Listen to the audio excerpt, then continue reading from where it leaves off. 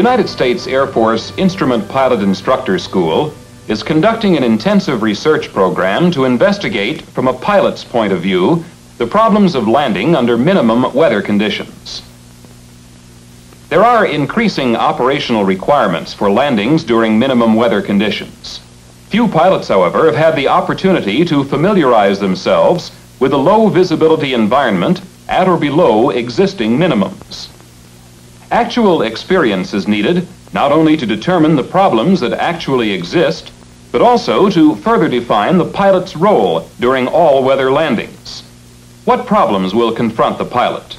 Are there sufficient visual cues to land the aircraft safely? If so, how will the pilot use them in conjunction with his instruments, and what crew procedures will apply? These are a few of the questions the Landing Weather Minimums investigation is attempting to answer. This film represents the preliminary results of this investigation and shows the various weather conditions and related problems a pilot may encounter.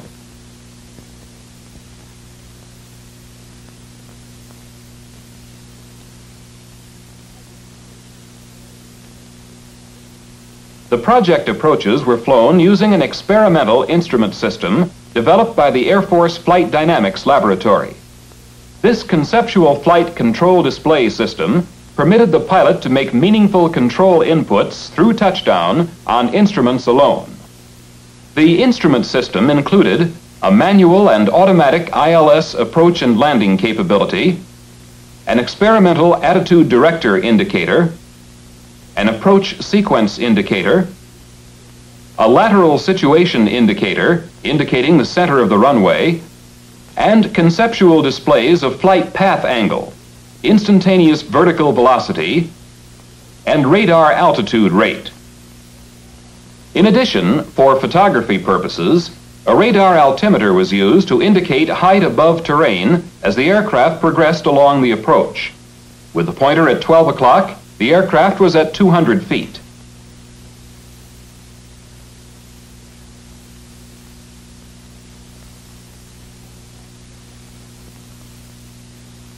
At 9 o'clock, 100 feet.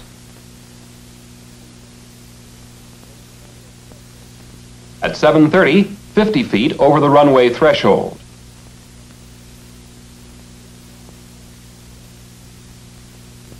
At 6 o'clock, touchdown. This system is still being developed, with recommendations to be made based on actual weather experience gained from this project. The preliminary flying phase was concluded in mid-1967.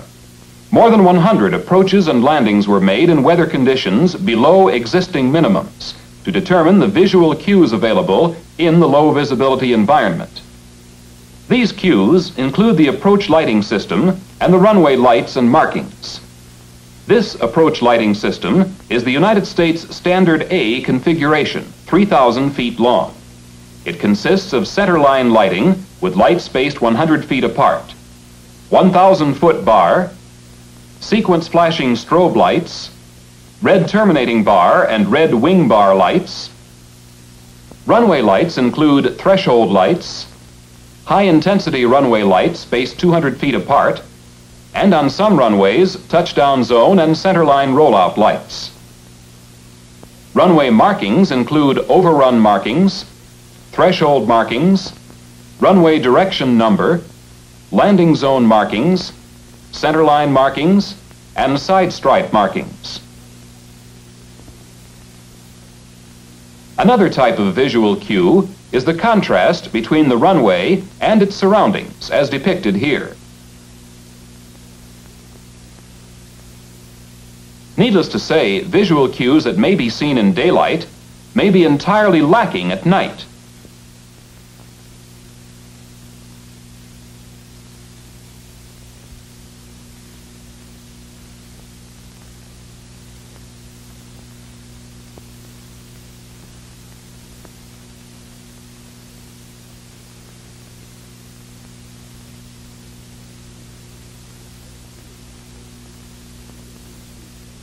The first series of approaches show the visual cues available during approaches to existing minimums. Pifax 60, Vandenberg weather. Partial obscured. Measured 300 overcast. Visibility 3/4 of a mile. Fog. Runway 30. Visual range 5,000 feet. RVR, or Runway Visual Range, was obtained electronically, and for the test an observer was stationed near the approach end of the runway. However, neither observation represents the pilot's slant range visibility, or the visibility along the entire runway. In this first approach, the aircraft was purposely offset to study the recognition of visual cues when misaligned.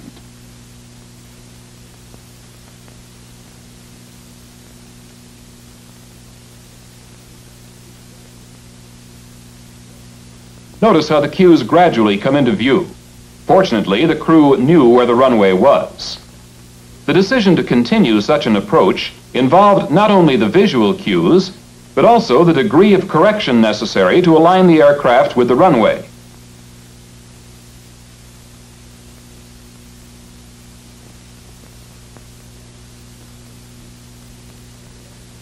The integration of visual cues was complicated by the weather. Project pilots encountered three types of low visibility: a cloud-based condition, a deep fog, and a shallow fog. First, the cloud-based condition. PIFAX 60, Andrews weather, measured ceiling 200 overcast, visibility 1/2 mile, fog, runway 01, visual range 5,000 feet.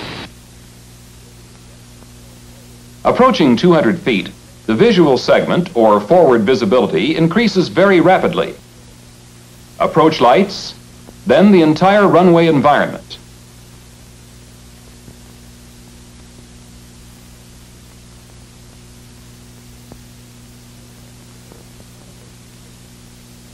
Deep fog was similar to the cloud-based condition, but instead of a clearly defined breakout after visual contact, the visual segment gradually increased, reaching a maximum just before touchdown.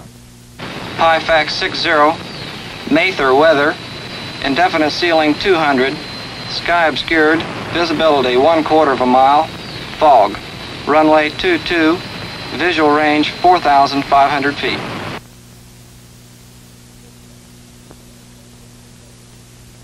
Approach lights. Notice how the visual segment increases. 13 seconds from 100 feet to touchdown. No margin for error. Decisions must be prompt and accurate.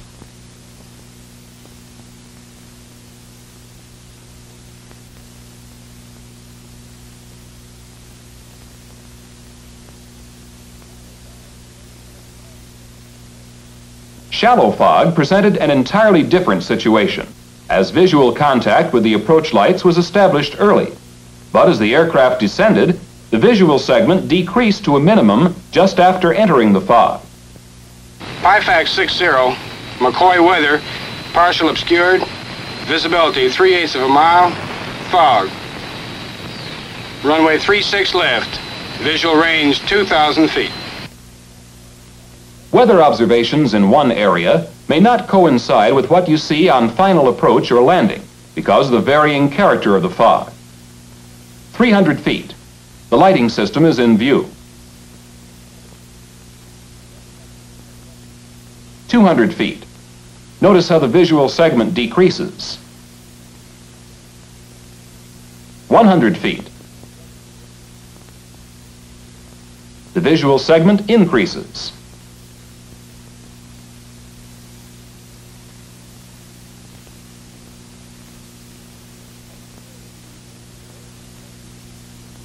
'As experience was gained in low visibility conditions, the transition to and integration of visual cues became less difficult in the time available. PIFAX 60, Randolph weather, indefinite ceiling 200, sky obscured, visibility 1/4 of a mile, fog, runway 32, visual range 1,600 feet.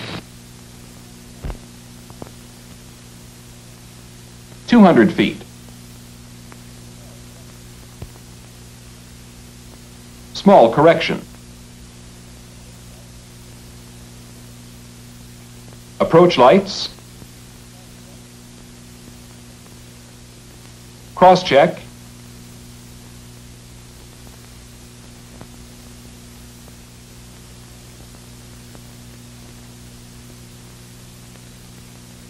Touchdown.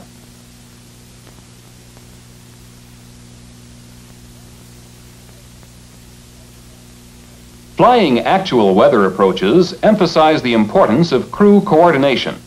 By sharing responsibilities, the pilot has more time to assess the situation, improving the quality of decisions.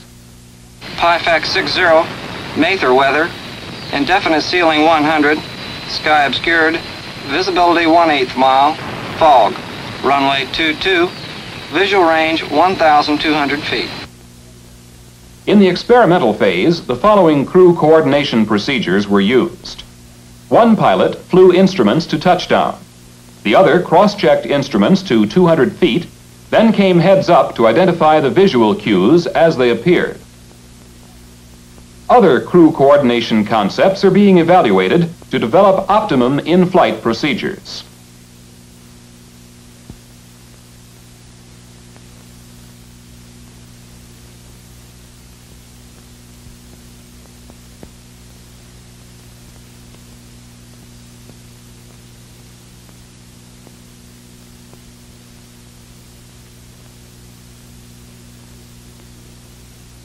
The next sequence shows visual cues during approaches below 1200 RVR.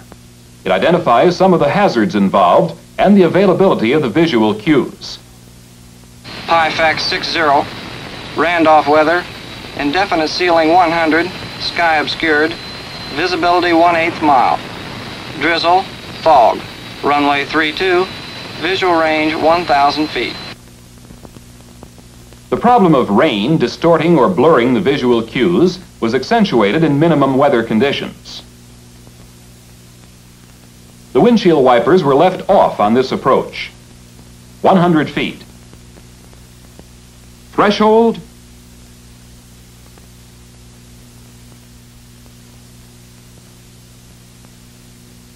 Touchdown.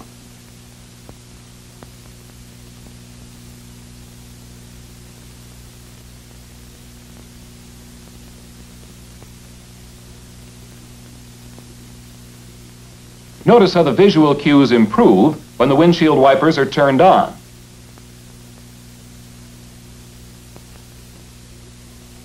On several occasions, visual cues were adequate for lateral control, but unusable for pitch control. Accurate visual pitch control was not possible until both the runway and the pilot's aiming point were in view. PIFAX 60, Castle weather, partial obscured, undetermined overcast, visibility 1/8 of a mile, fog, runway 30, visual range 800 feet. Again, shallow fog. Approach lights are in view.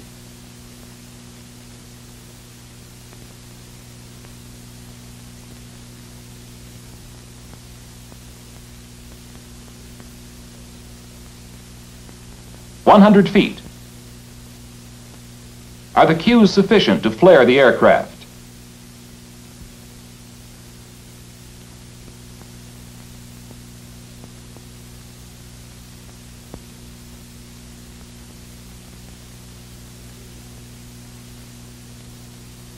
Consider now deep fog with the same RVR as the previous approach. PIFAX 60, Randolph weather, indefinite ceiling 100, sky obscured, visibility 1/8 mile, fog, runway 32, visual range 800 feet. Again, the difference between the deep fog and the shallow fog.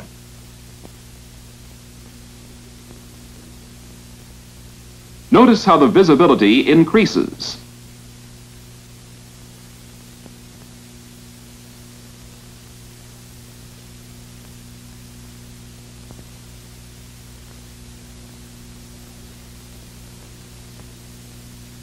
Other aspects that became increasingly significant were runway contrast and background brightness.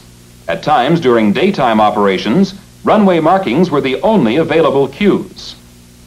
PIFAX 60, Mather weather, indefinite ceiling 0, sky obscured, visibility 0, fog, runway 22, visual range 500 feet.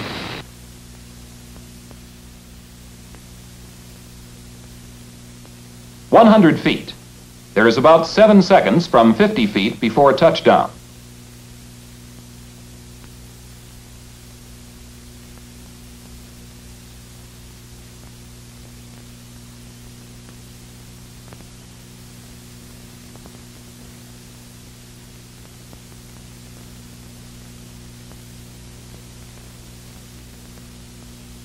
The shallow fog was found to be the most hazardous because a premature decision to continue the approach could lead to a dangerous situation.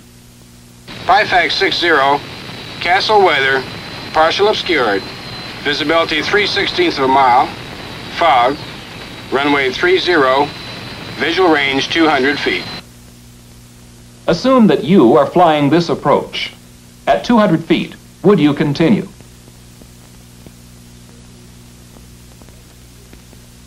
Approaching 100 feet, what would be your decision?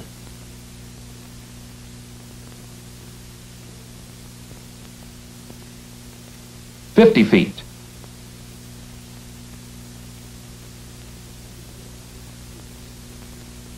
Touchdown and rollout was completed on instruments.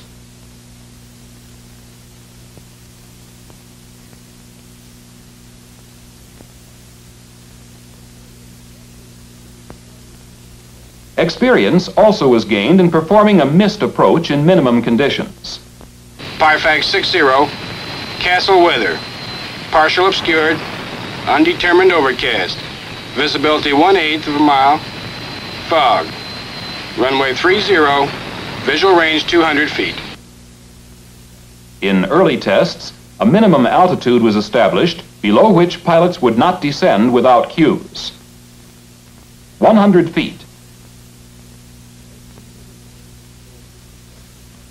No cues were visible, so a missed approach was made.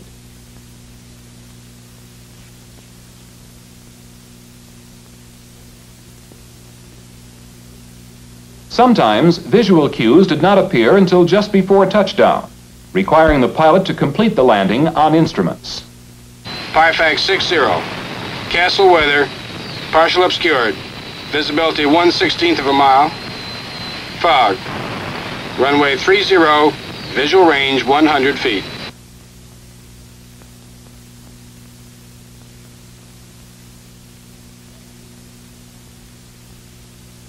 "100 feet.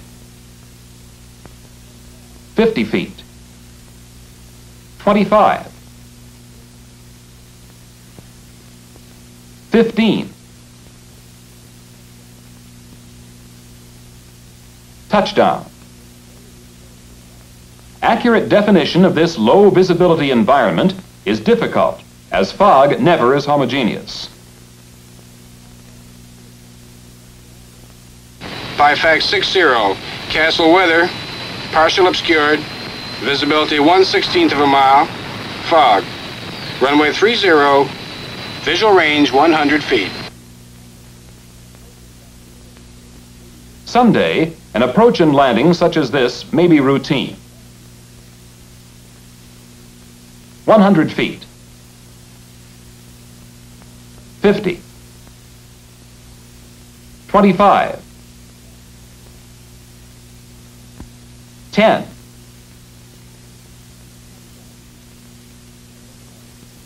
Touchdown. At this point, definite conclusions would be premature, for many aspects of this unexplored environment need further investigation and study. The landing weather minimums investigation is continuing to explore the low visibility realm, examining the problems of visual cue integration, crew coordination, control display requirements, and the ever-changing complexity of the weather. In the future, a 0-0 landing may be routine, but it remains to be seen what advances in technology are made and to what extent the pilot will be able to rely on them. Instrumentation and guidance systems are not the only answers. Pilot techniques and procedures must also be developed further. Meanwhile, successful minimum weather approaches and landings will continue to depend on the pilot's ability to recognize and use the visual cues available.